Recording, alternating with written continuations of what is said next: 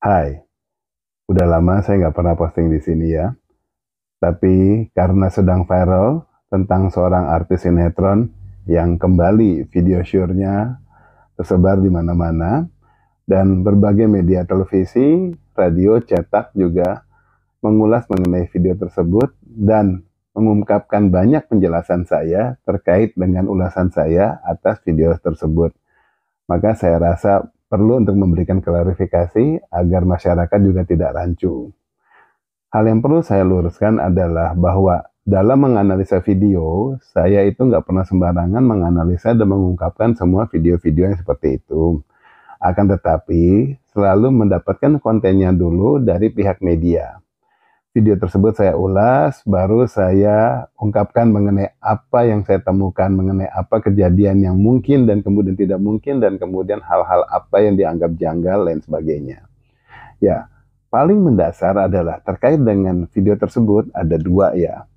Itu banyak yang dibulatkan, diceritakan bahwa video 2 menit dan kemudian video 11 menit katanya. Saya harus memilahnya. Dalam arti begini, sekarang yang dianalisa adalah 2 video, bukan 2 menit, tetapi 1 menit 58 detik.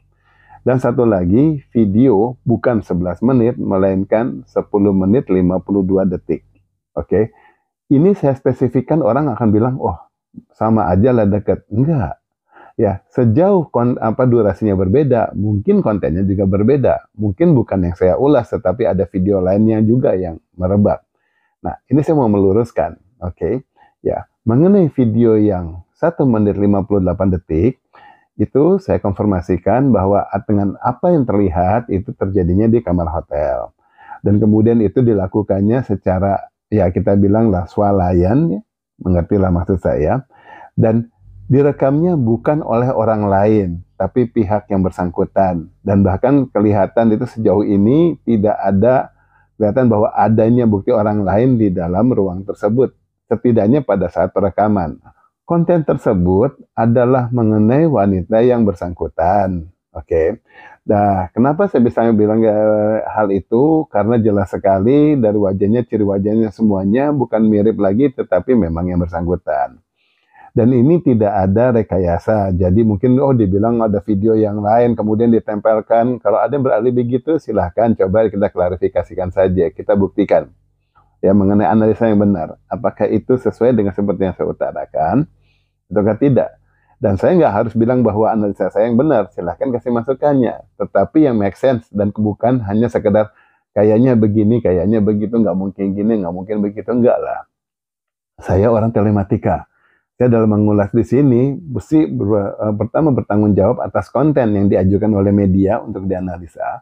Kedua, apa yang diungkapkan pada konten-konten tersebut yang ditelevisikan kelak butuh klarifikasi dan akhirnya misalnya masuk ke ranah hukum, saya akan jelaskan secara hukum kepada orang hukum demi hukum. Selalu hal itu saya utarakan ya. Jadi akan mungkin spesifiknya berbeda dengan apa yang saya sampaikan di media.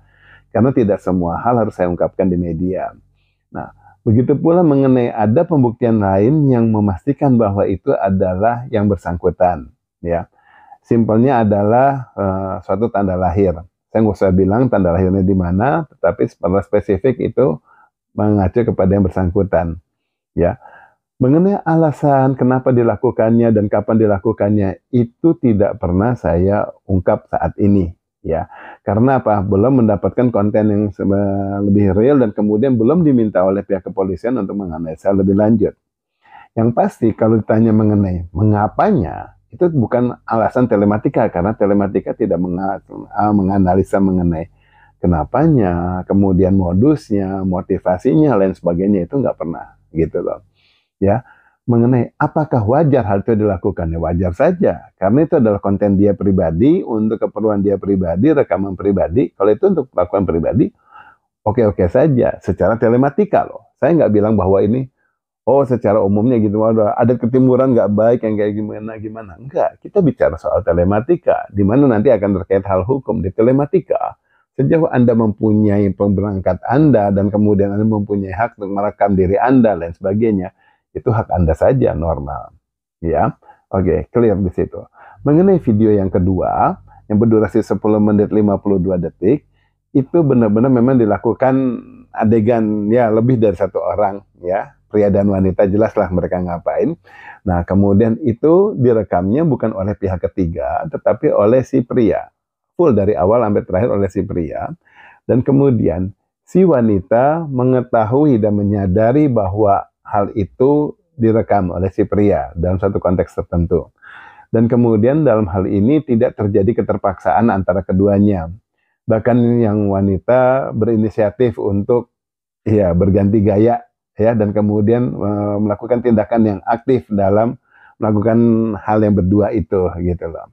Ya, yang untuk yang video yang durasi 10 menit 52 detik itu terjadinya bukan di kamar yang sama dengan yang 1 menit 58. Jadi itu ada di ruangan yang lain ya, dari beberapa pembuktian sudah jelas itu ruangan yang lain. Sepertinya bukan ruangan kamar hotel, tetapi ruang yang pribadi, entah yang apa gitu. Dan kemudian itu dilakukan ya mengenai siapa yang berinisiatif dan sebagainya itu belum ketahuan, belum dianalisa ke sana. Yang pasti adalah kedua rekaman video ini, baik yang durasi pendek maupun yang panjang, itu sebetulnya aslinya pasti akan lebih panjang dari situ dengan berbagai pembuktian. Tetapi kenapa dipotong hanya sedemikian, saya belum menganalisa lebih lanjut. Begitu pula mengenai aktivitasnya apa boleh apa enggak, ya silahkan saja, normal saja hal itu dilakukan. Nah, mengenai analisa yang dilakukan secara telematika, sebagai orang telematika, saya hanya mengulas untuk hal yang terkait dengan Undang-Undang ITE pasal 27 ayat 1, yaitu pengunggahan konten asusila. Ya, hanya sampai sana. Tetapi mengenai hal yang sifatnya untuk pornografi dan lain sebagainya, hal itu belum mau saya ungkapkan, belum mau saya analisa, karena itu sudah di luar telematika. Dan itu biasanya saya ungkapkan, saya lakukan apabila ada pihak hukum yang mau menghubungkan antara aktivitas tersebut dengan undang-undang pornografi yang pasal sekian-sekian-sekian, nggak perlu saya jabarkan mendetail, ya apakah itu ada kaitannya atau tidak, baru itu saya ulas. Ya, akhir kata saya ungkapkan bahwa sebetulnya apapun Anda lakukan dengan video Anda, dengan gadget Anda, itu semuanya bebas-bebas saja, Anda bebas melakukannya, itu normal-normal saja, oke, it's yours ya, alatnya juga. Tetapi Anda harus ketahui, sesuatu yang bisa Anda akses berarti juga bisa diakses oleh orang lain dengan ataupun tanpa persetujuan Anda. Dan saat itu dilakukan oleh orang lain dan kemudian mereka menyebarnya ke berbagai pihak, maka konten Anda akan tersebar di internet bisa dibilang selamanya. Karena sudah ada yang mengunduh, kemudian ada yang mengunggah kembali tempat lain sebagainya.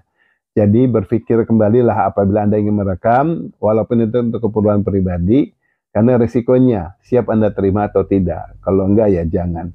Itu saja, semoga amanah, semoga bermanfaat, semoga apa yang saya ulas saat ini itu bisa mencerahkan dan kemudian mengklarifikasikan tentang apa yang saya perlu jelaskan lebih detail, karena kalau di televisi itu kadang terpotong-potong kemudian jadi penjelasannya nggak lengkap. Itu saja, semoga ini menjadi pelajaran kita semua dan bisa memberikan hal yang lebih baik, kontribusi yang lebih baik bagi Indonesia dan bagi kehidupan sosial media pada khususnya. Wabillahi taufiq wa hidayah. Wassalamualaikum warahmatullahi wabarakatuh. Salam hangat, jabat erat.